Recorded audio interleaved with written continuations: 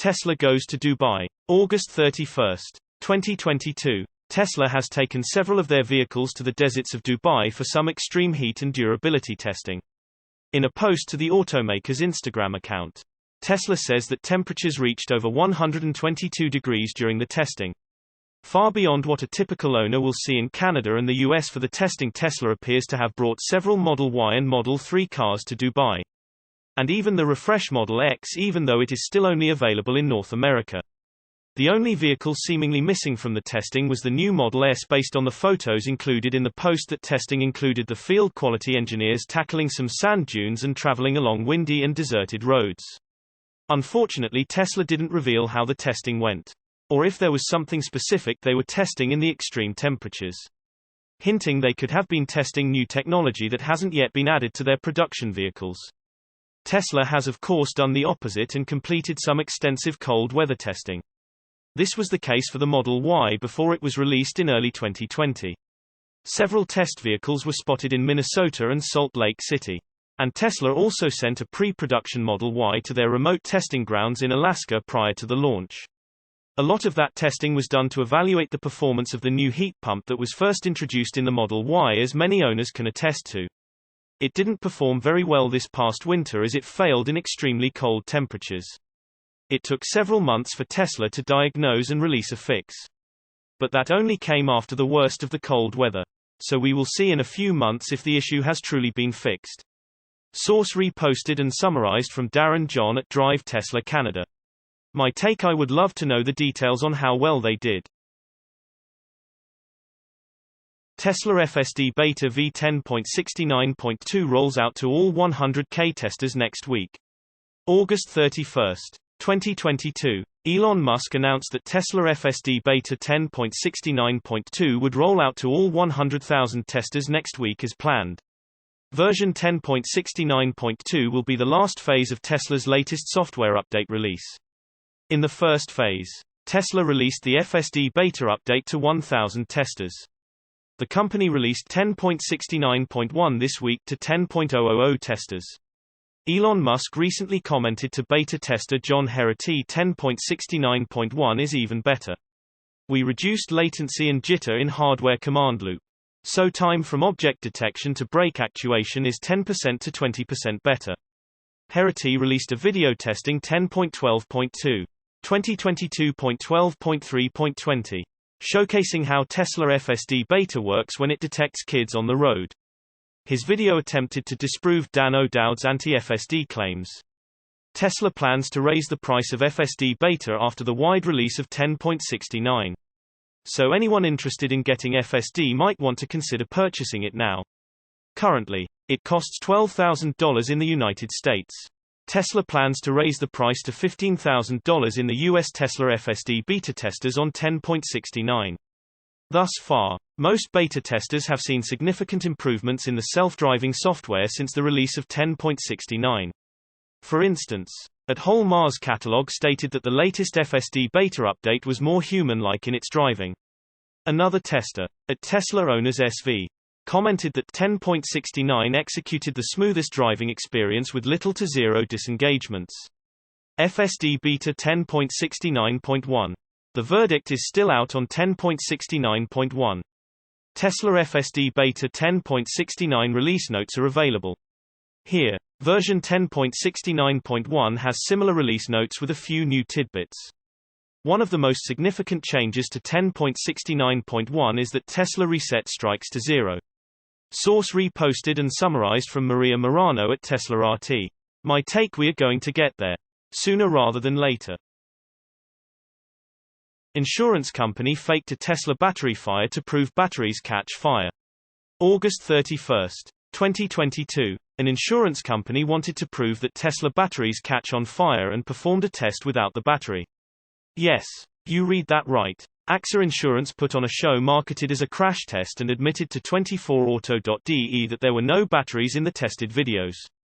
According to a statement by the AXA, EVs can pose a risk of fire due to the batteries. However, AXA chose to perform these tests, proving it by not including the batteries. Instead, they set the car on fire in a different way. AXA told 24auto.de that it would have been too dangerous to demonstrate an actual battery fire, so they removed the battery cells before the tests. This same reasoning applied to their decision to ignite the fire of a Tesla Model S with pyrotechnics. For safety reasons, it was not possible to ignite a real battery fire at an event with around 500 people. Which is why a fire with pyrotechnics was staged.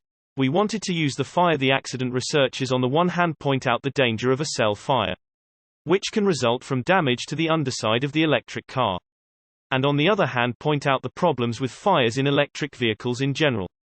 Fortunately, fires are very rare in electric cars as well as in conventional combustion engines. In the rare case of a battery fire, so-called thermal runaways can. Michael Fafley, head of accident research at AXA Switzerland, said that the high torque found in most EVs could result in unwanted, jerky acceleration and loss of control. During the crash test, it was assumed that the driver would lose control of the Tesla, which would then roll over on a traffic island. After the crash, AXA noted that the passenger side was intact but the underbody was badly damaged. AXA researchers also noted that the drive battery was very well protected but could still pose a fire hazard. How can you claim that something catches on fire and then do a test without that object? And honestly, anything will catch on fire if you set it on fire. Except for water, unless the water is contaminated with something flammable. In my opinion, this so-called test combined with the claim that fires are rare with conventional combustible engines is just FUD fear, uncertainty, and doubt. Another question: how is it legal for any company to openly test a vehicle in this manner on public roads? If they were worried about safety, they shouldn't be testing and setting cars on fire in places where innocent people could get hurt. Did they have a permit or some type of agency approval for testing? Tesla owners get criticized for using full self-driving beta, but it's okay for insurance companies to stage car fires on public roads. One last question. Would AXA have come out and admitted that this whole thing was staged if 24auto.de hadn't asked them? They presented the photo to the media, which would have harmed Tesla's reputation.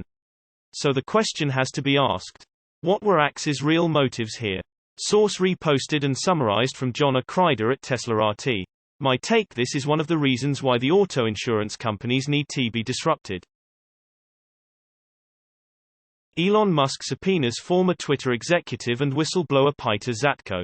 August 31, 2022. The battle between Elon Musk and Twitter is heating up once more. Well before the highly anticipated trial is scheduled to begin. The latest maneuver comes from Musk, whose legal team issued a subpoena to former Twitter executive Peter Zatko.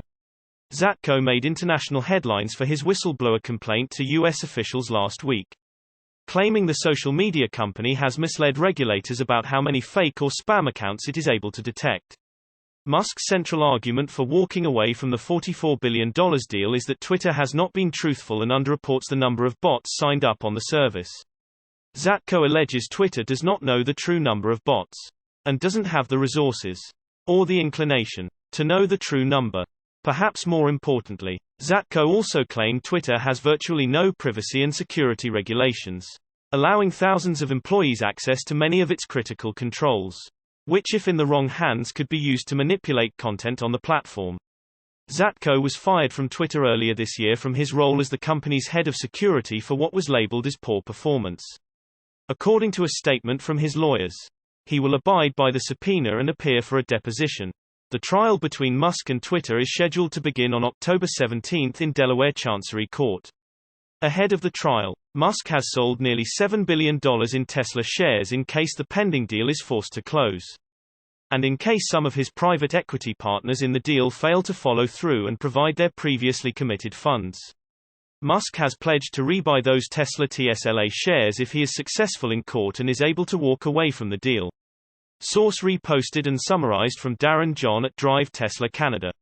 My take: Twitter's case is not looking good.